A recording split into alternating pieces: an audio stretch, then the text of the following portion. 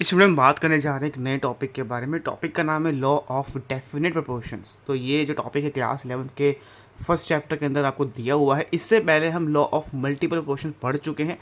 उस वीडियो का लिंक आपको इस वीडियो के डिस्क्रिप्शन में मिल जाएगा और आप जाके देख सकते हैं कि लॉ ऑफ मल्टीपल प्रोपोर्शन क्या होता है। उसमें आपको बहुत ईजिली समझ आ जाएगा कि आखिर वो लॉ कहना क्या चाहता है।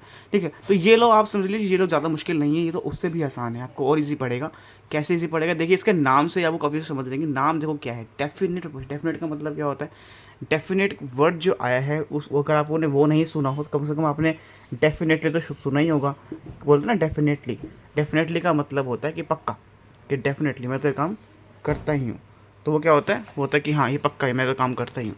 तो यहाँ पे क्या लॉ क्या कहता है, this law states that when two or more elements combine to form a given compound they do so in fix proportion by mass. सबसे देखो प्रोपोर्शन क्या होता है।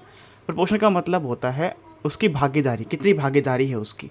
ठीक है, उसकी भागीदारी कितनी है, वो प्रोपोर्शन होता है कि ये इसकी भागीदारी है, मतलब वो कितना उसकी वैल्यू होगी, ऐसा आप कह सकते हो। ठीक है, बाय मास, मास के प्रोपोर्शन कितना होगा, मास की भागीदारी कितनी होगी, वो कैसी होगी, हमेशा फिक्स होगी।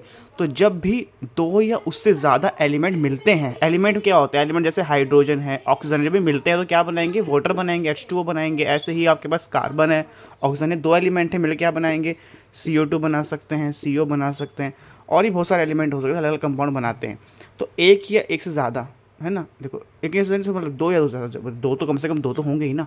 दो या दो से ज़्यादा अगर एलिमेंट मिल रहे हैं और मिलके एक कंपाउंड बना रहे हैं, कंपाउंड मतलब जैसे ये H2O, CO2, बहुत सारे H2SO4, इसके अंदर कितने एलिमेंट है, इसके अंदर तीन है, देखो हाइड्रोजन भी है, सल्फर भी है, ऑक्सीजन भी है, बस तीन है ना। तो ये मिलके क्या बना रहे हैं, कंपाउंड बना रहे हैं। दो या दो से ज़्यादा मिलके अगर कंपाउंड बना रहे हैं तो हमेशा जब वो कंपाउंड बनेगा ना, तो उसमें जो मास होगा वो फिक्स्ड होगा, कि हमेशा इतना ही होगा।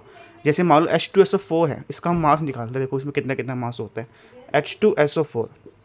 अब H2SO4 के अंदर जो हाइड्रोजन होती है वो 2 ग्राम होता है।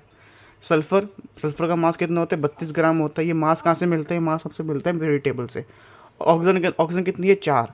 तो 4 ऑक्सीजन है तो कितने मास हो गया, 4 ऑक्सीजन का मतलब हो गया 48, है ना। 48 नहीं नहीं, 16 टाइम्स 4 करेंगे ना, क्योंकि ऑक्सीजन में, ऑक्सीजन का 16 ग्राम होता है, तो 16 को 4 से करना पड़ेगा, तो एक चीज़ 64 आएगा। ठीक है, 64 ग्राम्स हो जाएगा ये। तो यानी कि 2 ग्राम हाइड्रोजन, 32 ग्राम सल्फर, 64 ग्राम ऑक्सीजन मिलकर क्या बनाते हैं, H2SO4 का एक मॉलिक्यूल बनाते हैं। तो हमेशा इतना ही लगेगा। यानी कि अगर आप मून पे चले जाओ, आप मार्स पे चले जाओ, आप अमेरिका चले जाओ, आप इंग्लैंड चले जाओ, आप ऑस्ट्रेलिया चले जाओ, आप किसी भी देश में चले जाओ, किसी भी शहर में, किसी भी गांव में चले जाओ, यहाँ पे H2SO4 होगा, उसके अंदर इतना इतना ही ग्राम होगा। इससे इजी एग्जांपल है आपके पास H2O, पानी का। H2O के अंदर 2 ग्राम हाइड्रोजन होती है, और वो और ऑक्सीजन कितनी होती है, 16 ग्राम। तो ये इतना ही रहेगा हमेशा। हमेशा जब भी आप वाटर देखोगे, किसी भी देश का पानी हो, वो उसका फॉर्मूला तो H2O ही होगा ना। ये बदल जाता है, ऐसा तो नहीं कहीं पे H2O5 हो गया या कहीं पे H2O3 हो गया, ऐसा होता है क्या, ऐसा तो नहीं होता ना। ये चीज़ नहीं होती, हमेशा H2O ही होता है, क्योंकि H2O का जो ग्राम है उसमें 2 ग्राम हमेशा हाइड्रोजन होगी और 16 ग्राम ऑक्सीजन होगा। इसको हम ऐसे भी लिखते हैं 1:8। 1:8 क्यों लिखा है इसको, क्योंकि 2 और 16 है ना, तो इसको 2 से डिवाइड कर दो तो 1:8। तो वाटर का जो मॉलिक्यूल होता है वो हमेशा 1:8 के प्रपोर्शन में होगा। यानी कि भागीदारी जो होगी, हाइड्रोजन की भागीदारी कितनी होगी, 2 ग्राम की होगी, ऑक्सीजन की भागीदारी 16 ग्राम की होगी। ये दोनों मिलकर वाटर का मॉलिक्यूल बनाते हैं। अगर ये बदल गया, मान लो बदल गया, मान लो 3 हो गया, ये यहाँ पे 16 है, ये 3 हो गया, क्या ये वाटर बन जाएगा, अब ये नहीं बनेगा, अब ये कुछ और बन जाएगा। अगर कुछ बनना भी होगा तो जो बनेगा ना, वो जो कंपाउंड बनेगा वो अब वाटर नहीं होगा, वो कोई अलग ही कंपाउंड हो जाएगा, वो कोई डिफरेंट ही कंपाउंड हो जाएगा। तो ये कहता है ये लो कि अगर दो और दो से ज़्यादा एलिमेंट मिलकर कुछ कंपाउंड बना रहे हैं, तो वो हमेशा जो करेंगे ये काम हमेशा एक फिक्स पोर्शन में करेंगे, उसकी भागीदारी जो होगी हमेशा फिक्स होगी। किसमें, बाय मास, मास में फिक्स, हमेशा फिक्स रहेगा। तो ये लॉ कहता है लॉ ऑफ डेफिनेट पोर्शन, जो कि दिया था प्रोस्ट ने। ये साइंटिस्ट का नाम था, ये आपको ध्यान रखना है। इसको कभी कभी प्रोस्ट लॉ भी कहते हैं, प्रोस्ट लॉ भी कहा जाता है इसको, समझना यही लॉ के बारे में बात हो रही है।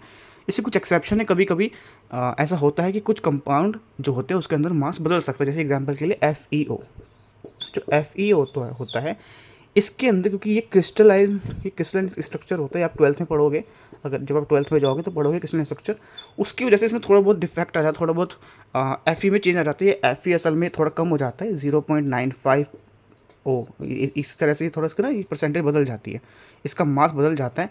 तो कुछ कुछ चीज़ों में जो है वो प्रोस्ट का ये लॉ काम नहीं करता है, बाकी मोस्ट ऑफ द केसेस में ये काम करेगा। जो भी मेजरली हम कंपाउंड पढ़ते हैं, CO2 पढ़ते हैं, H2SO4 पढ़ते हैं, है ना, HCl पढ़ते हैं, बहुत सारे कंपाउंड हैं, H2O हो गया, O3 हो गया, O2 हो गया, ये सब है ना, और आपके Cl2 हो गया, एक्सेट्रा, बहुत सारे कंपाउंड है जो इसमें काम करेगा, ये लो लगेगा। क्योंकि लो यही कहता है कि कोई भी कंपाउंड होगा उसका जो मार्क्स होगा वो हमेशा फिक्स होगा, चाहे आप किसी भी देश में चले जाओ, किसी भी जगह चले जाओ, वो हमेशा केमिकल कंपाउंड जो होता है वो फिक्स रहता है। अगर वो बदल गया तो फिर वो कंपाउंड नहीं रहेगा, वो कोई अलग ही कंपाउंड बन जाएगा। ठीक है, आई होप इसको ये चीज़ आपको समझ आ गई। कोई डाउट तो कमेंट कीजिएगा। जो नया टॉपिक है उस बारे में नेक्स्ट में बात करने वाले हैं। Thank you so much.